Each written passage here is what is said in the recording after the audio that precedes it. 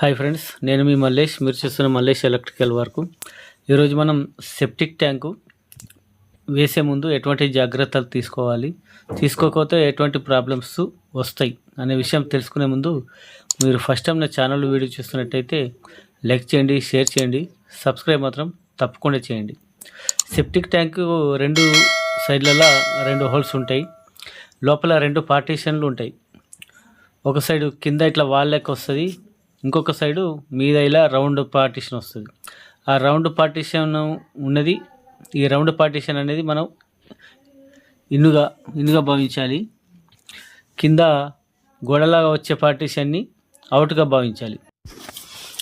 Septic tank వేసిన తర్వాత septic tank లోపల వాటర్ అనేది ఫుల్గా నింపి ఉంచాలి కొన్ని రోజుల వరకు.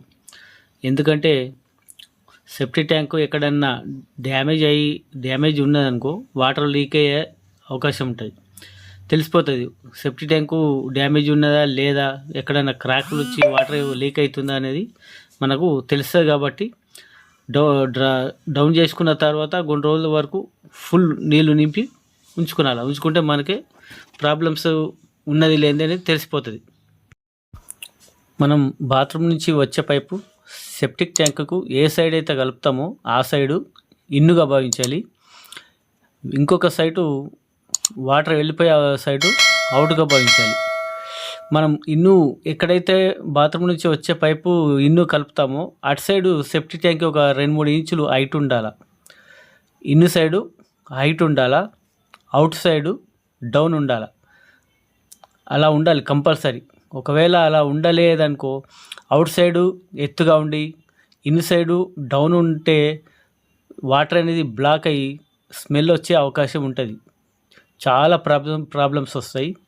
కాబట్టి ఎప్పుడైతే మనం ఇన్ సైడు హైట్ ఉంచుకొని అవుట్ సైడు వాటర్ వెళ్ళిపోయే సైడు డౌన్ ఉంచాలి ఖచ్చితంగా.